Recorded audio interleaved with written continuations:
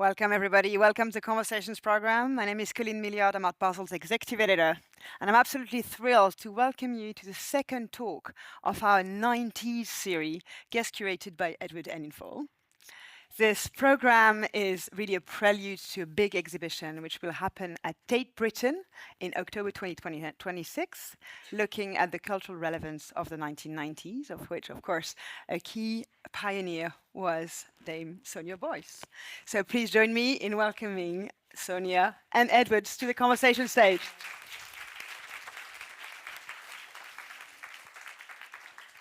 Thank you so much. First of all, I want to thank you all for coming. I know it's a busy day in Paris and you've managed to make it here, so thank you. What can I say about it? It's Dame Sonia Boyce, isn't it? She's the first Black woman to have her work in the Tate's permanent collection. So give it up.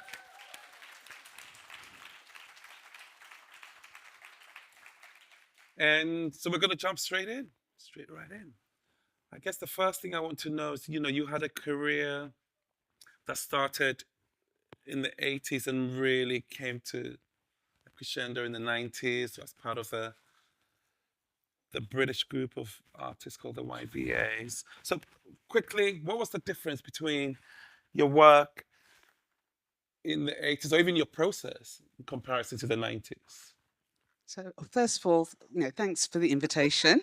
This is really lovely. It's great to see everybody. So I suppose that for me, the difference between a lot of people know the work I was making in the 1980s as being these very figurative drawings. Some people call them paintings, where I would feature as the kind of main protagonist in those images. And by the end of the 80s, I got tired of drawing myself. I got tired of also being in the studio on my own, and I started very tentatively to ask people whether they would let me photograph them, because I wanted to kind of move away from and just seeing images of other people in the work. So that it was quite a big shift in that my art training was fairly academic in terms of life drawing, knowing how the figure works, to actually then start to take photographs and asking people to perform for the camera. And then it kind of started to gallop by the 90s, in no small part because I was also teaching a lot, and so we can maybe talk about that in a bit, and having conversations about working outside of the studio, that was quite a big shift, really. Yeah. And also, I remember that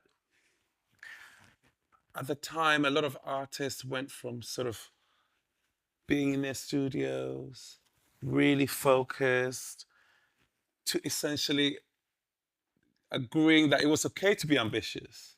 It was okay to sell, that you didn't have to sort of toil away as the artist that, in your studio.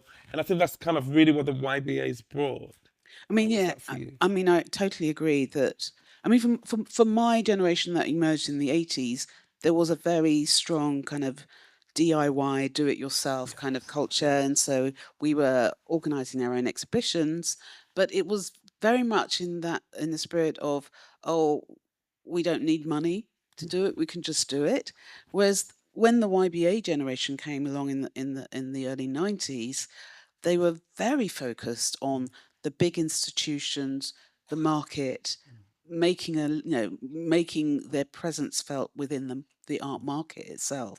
And this was really quite a big shift in thinking, actually, that one shouldn't be, one, scared of the institutions, two, scared of money, that there was a kind of ambition that the YBA generation came with, and I think youth allows you to be arrogant in a way, that they were insistent, actually, that they were going to be very loudly out there. Yes, and it was okay. It was okay.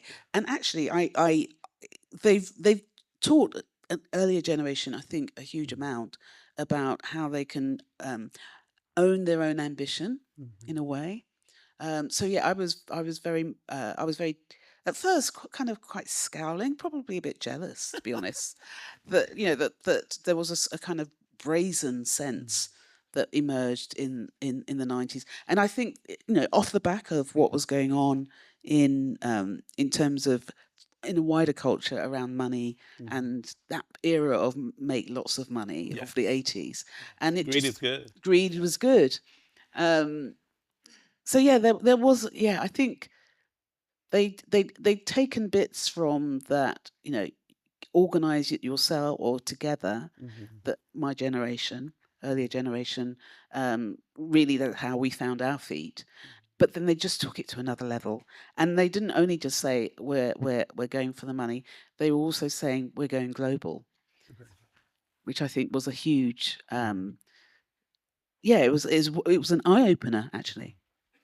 And you mentioned teaching, so let's go back. A lot of people who might not know that Sonia was a lecturer at Goldsmiths in the 90s and taught artists like Gillian Waring, Yinka, who was here before.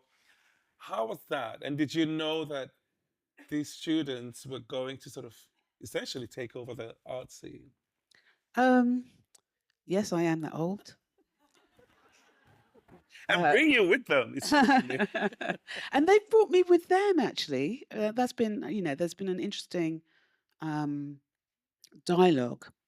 I mean, one of the things that I was teaching at Goldsmiths, but at the same time, I was also teaching at Glasgow School of Art. So there was a kind of equivalent generation that was emerging at Glasgow, where they were equally thinking about how to move art practice out of the studio. And in terms of Goldsmiths, one, it's a very cerebral place. It's very much about ideas and how you get those ideas out there. But it was also a very competitive place. And the way in which both the tutors as well as the students were always encouraged to go out there and make a name. In a very different, it was a very different time to an earlier generation.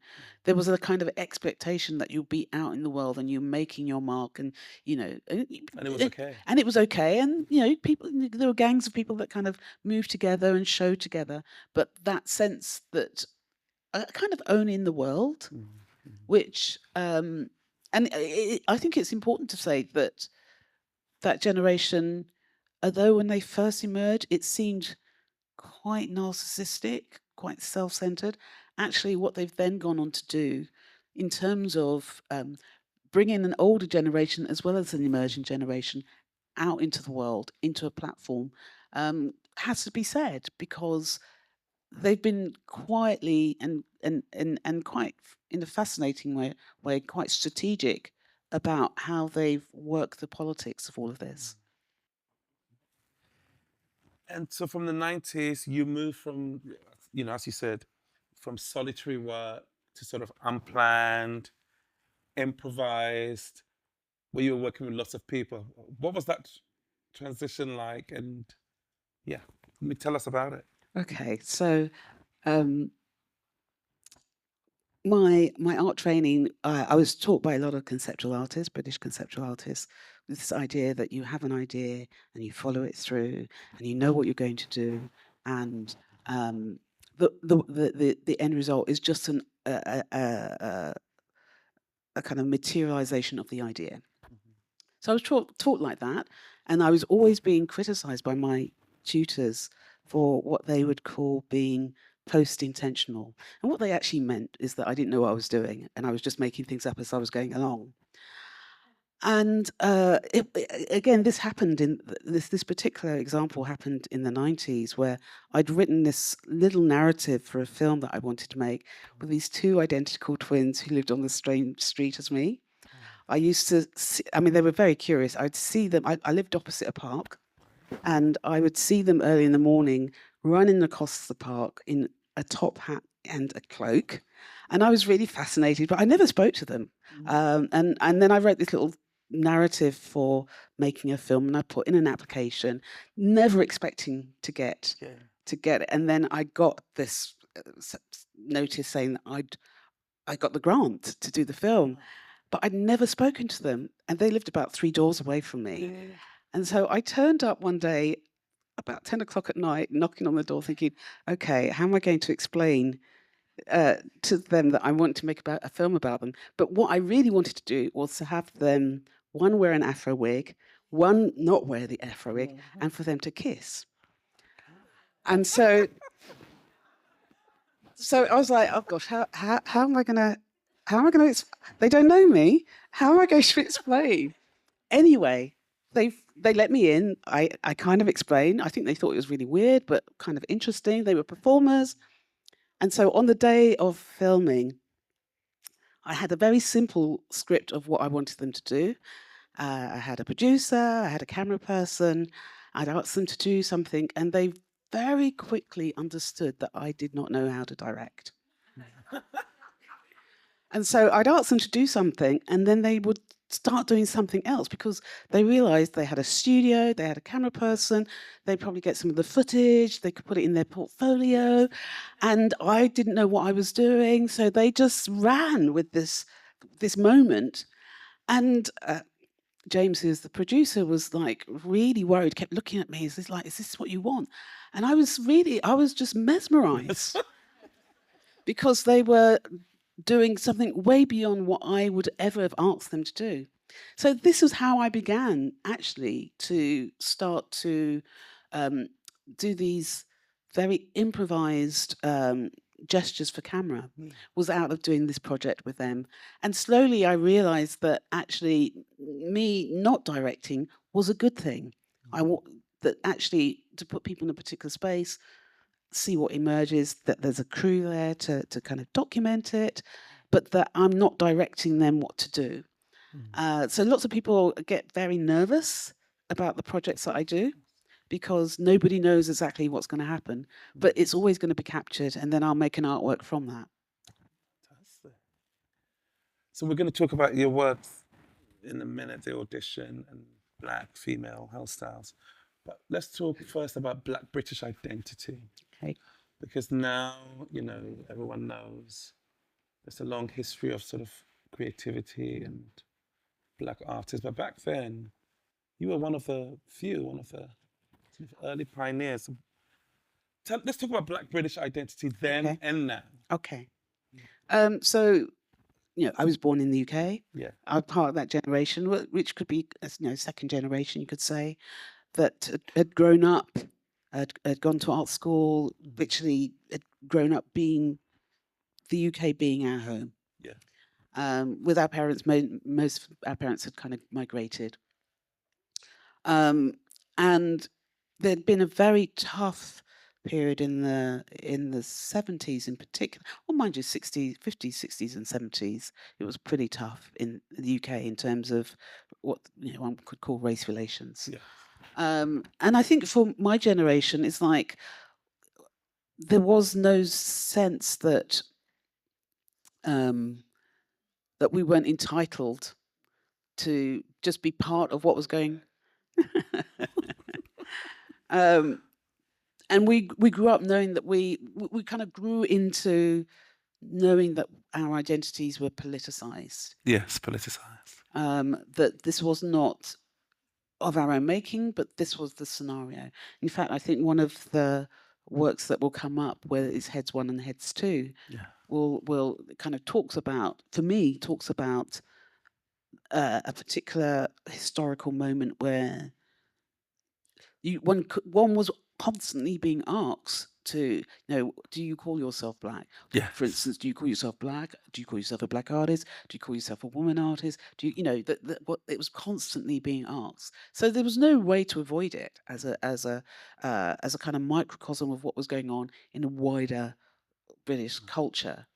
And I think, if I think about the 90s, when I, whether one was talking about a kind of feminist issues or issues to do with race, that a generation that was emerging felt that somehow some of those questions had been answered, and also were building much less didactic narratives of how they were going to negotiate being in the UK. Yeah.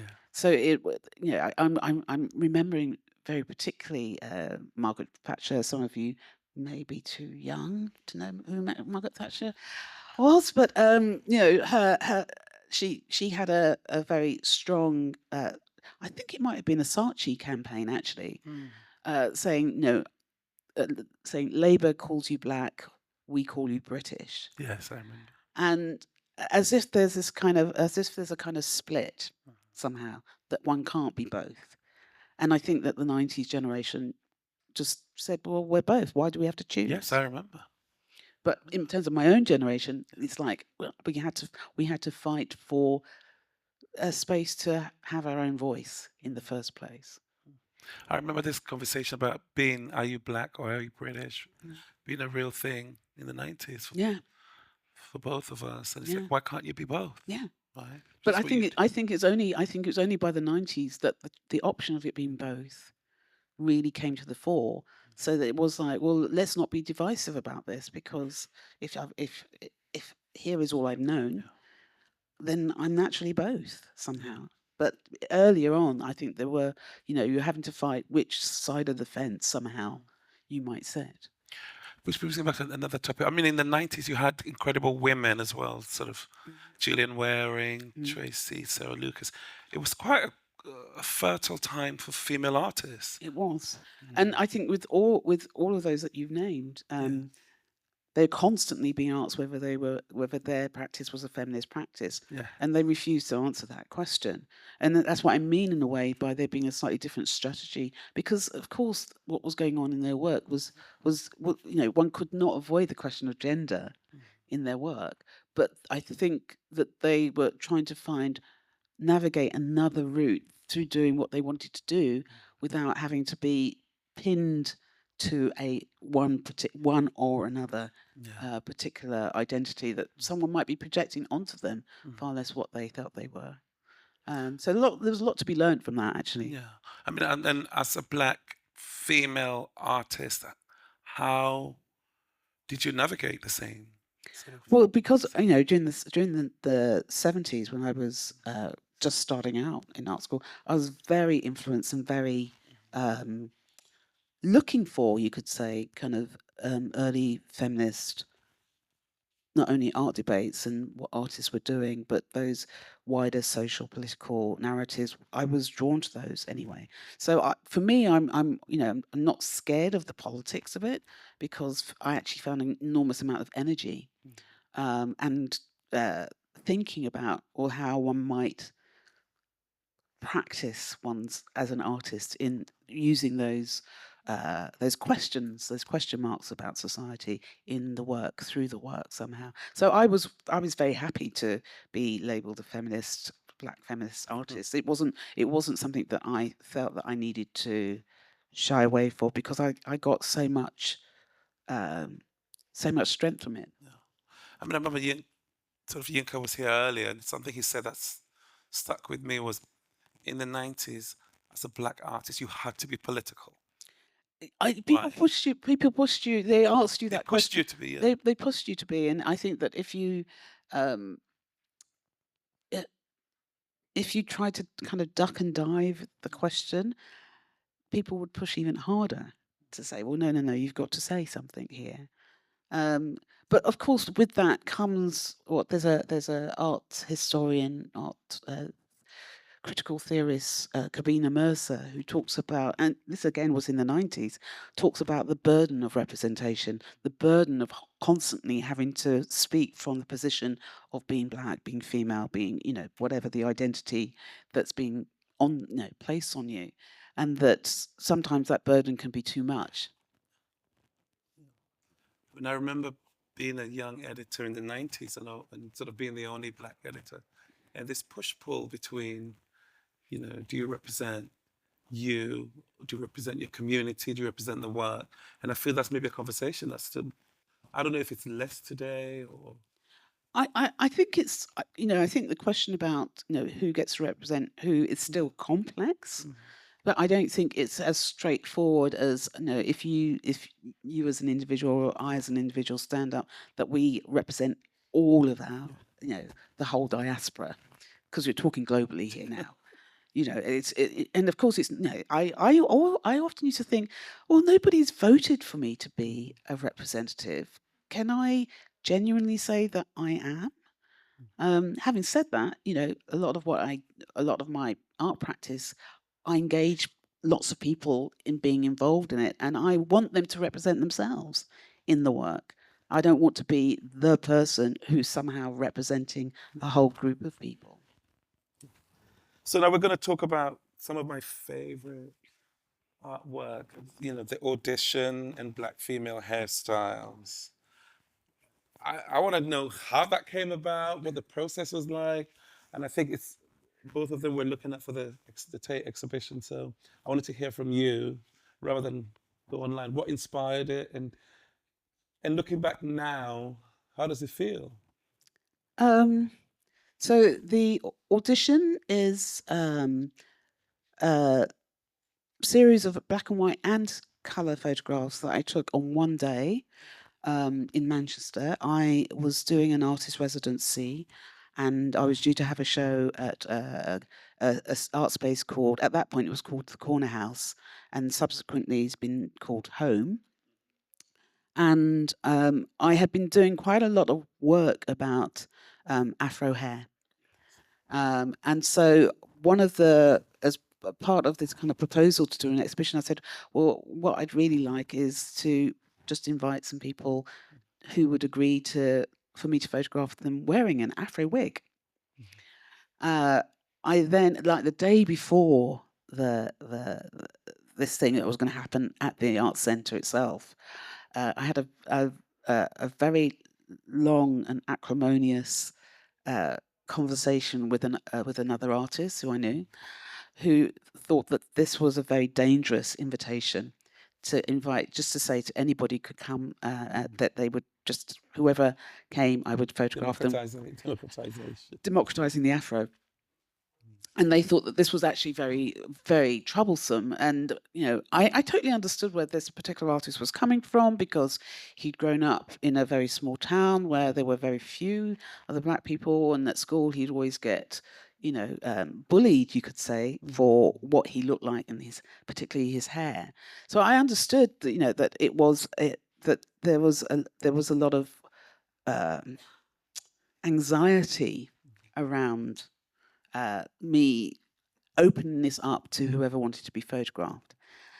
And I was actually expecting about 10 or 20 people to come that day. It was advertised in the Art Centre's newsletter. People could just come. I had a whole selection of different Afro wigs. And I ended up taking 900 photographs that day.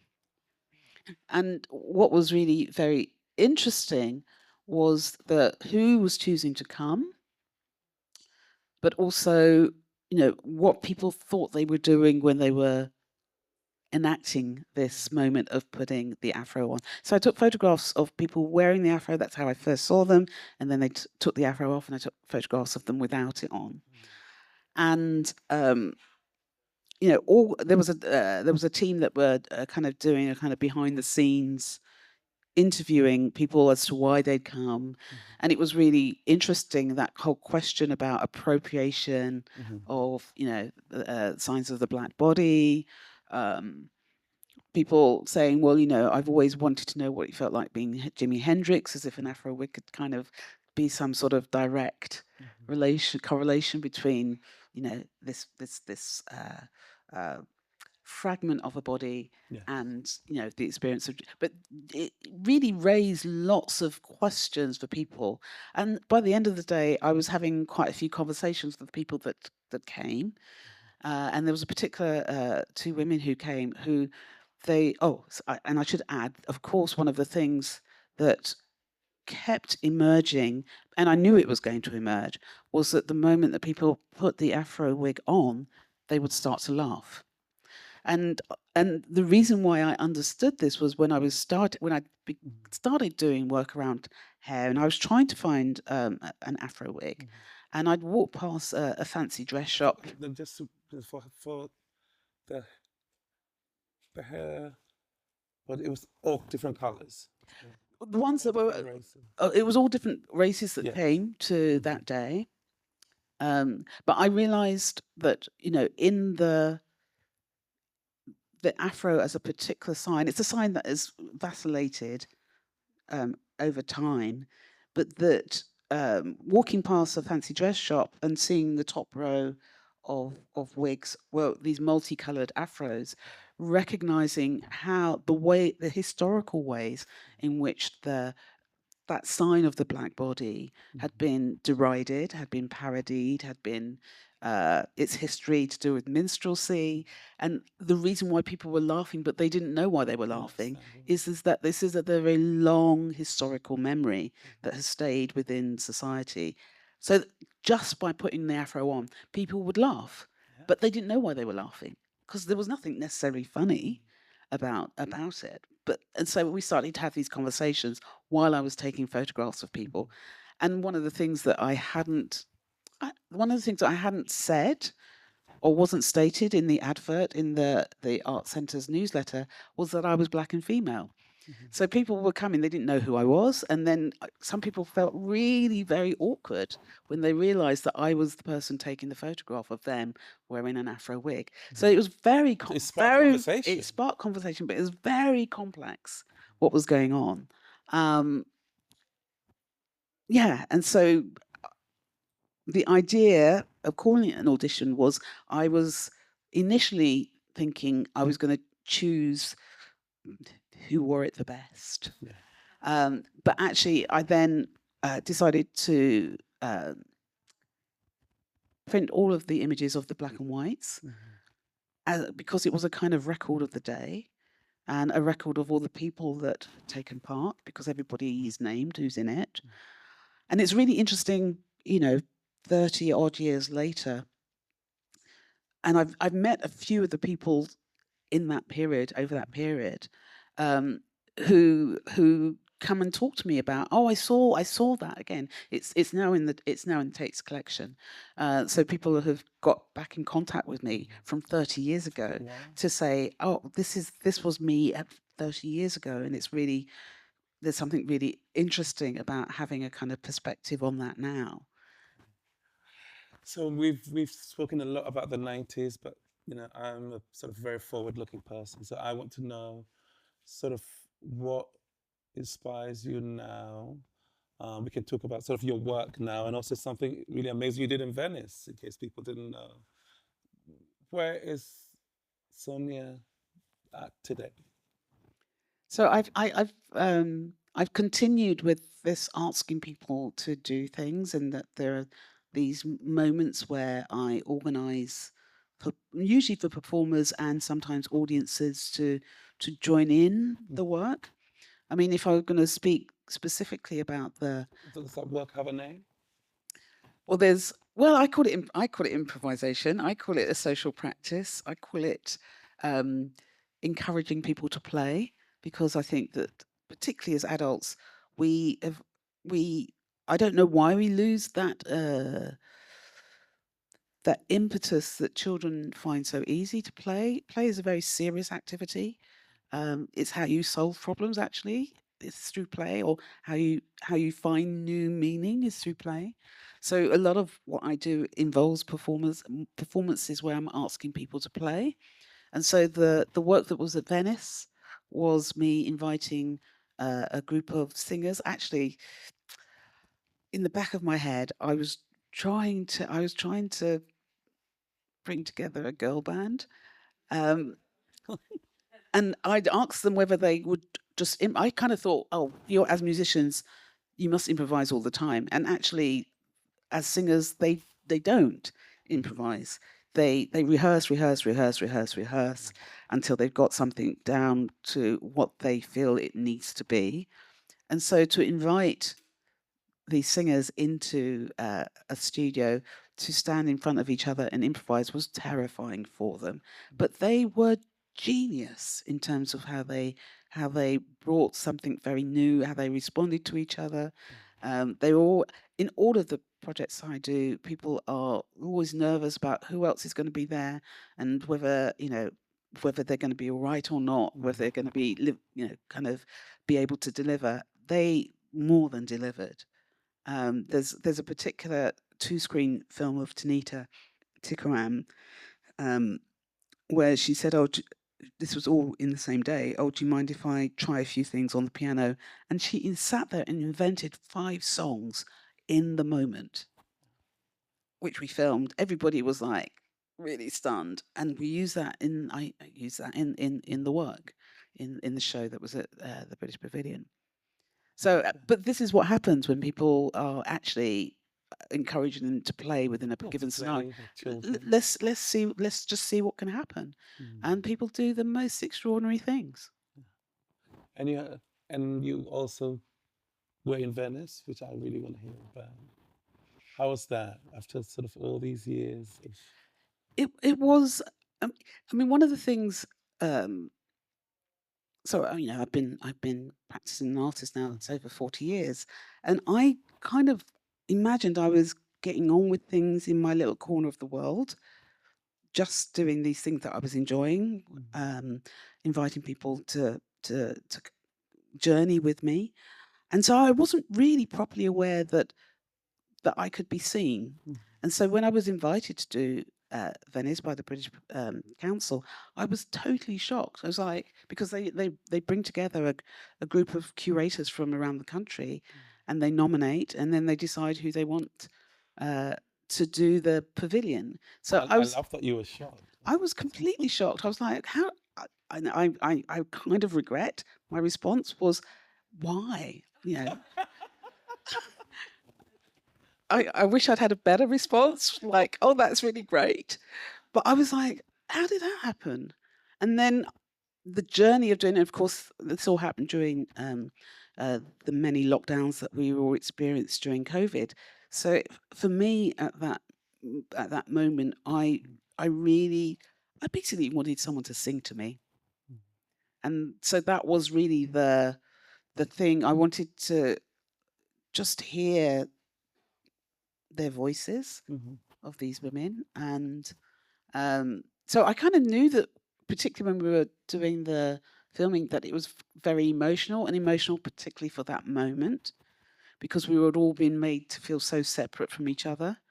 And then doubly, I was totally unprepared for the Golden Lion, totally unprepared for it, because in terms of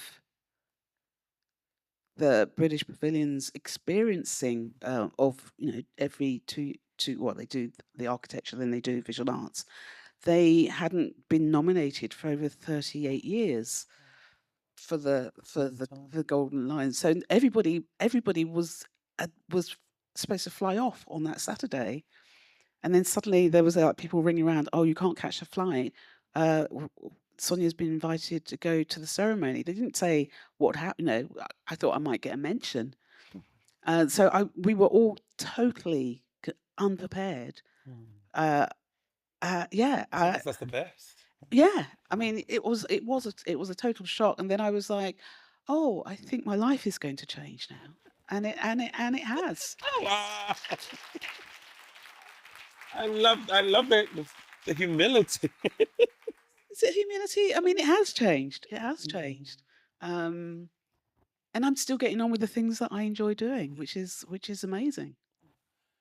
And as ever, I'm always interested in sort of a new generation, next generation. You've been a teacher. You've been an artist. You're a Black woman. What advice would you give to young artists today who are maybe finding either the work challenging or the spaces they occupy challenging? What advice would you give to artists today, especially women too? So when I was listening to Yinka's, and he said exactly what I was going to say. And I do truly believe that actually you can't sit and wait by the phone waiting for someone to make that call. You need to just get up and join others and get it done and do it yourself and dream big.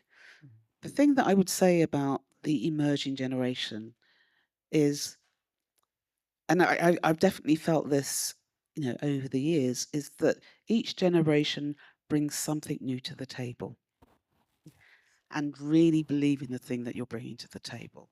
So I'm thinking about, in the last 10, 15 years, the question around gender fluidity, for instance, really has come to the fore because there's a generation for whom It's very new. It's very new. it's very new. Yeah. It's, I mean, not new as an actual thing, but It's a in terms conversation. as a conversation. So each generation is bringing something new to the table, and to really believe in that, and not to be, even though people might struggle a bit with new ideas, we need it.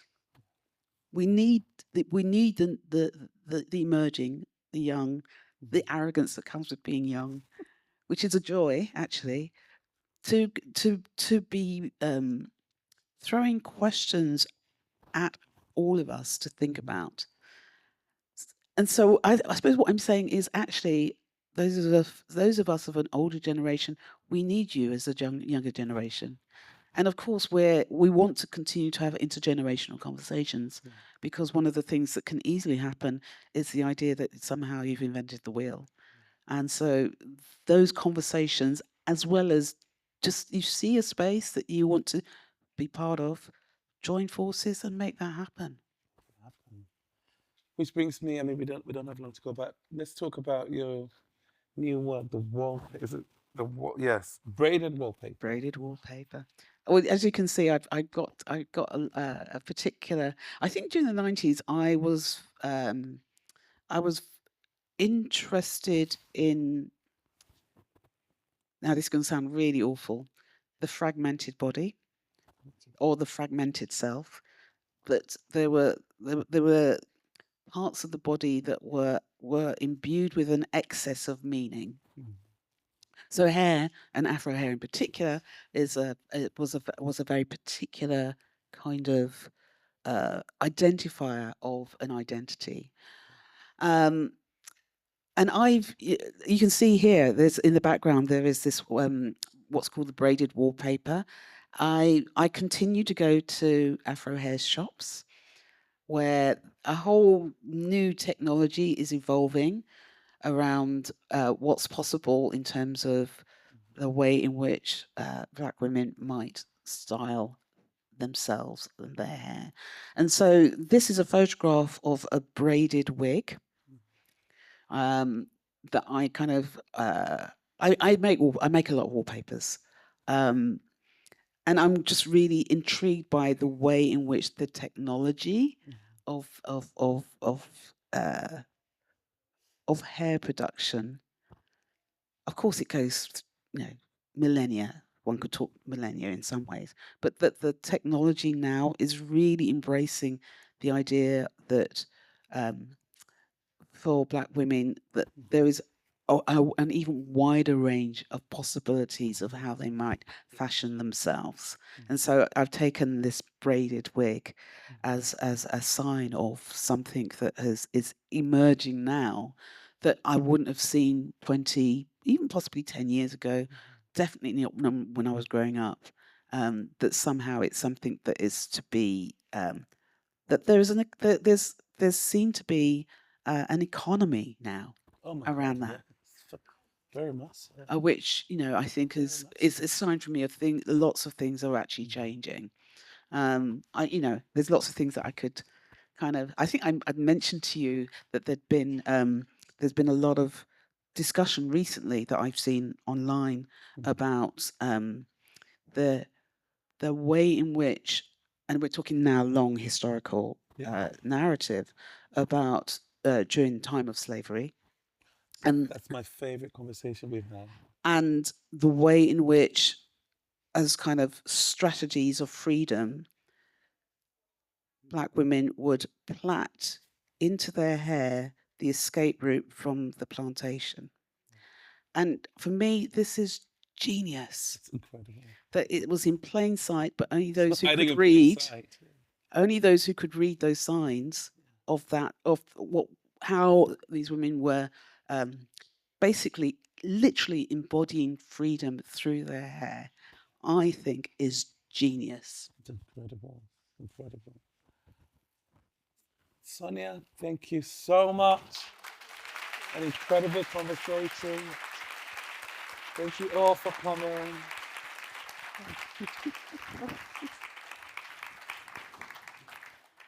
Huge thank you again, Sonia, Edward. It was fabulous, and to have you both on stage just means the world to us. So thank you again. Thank you all of you for coming.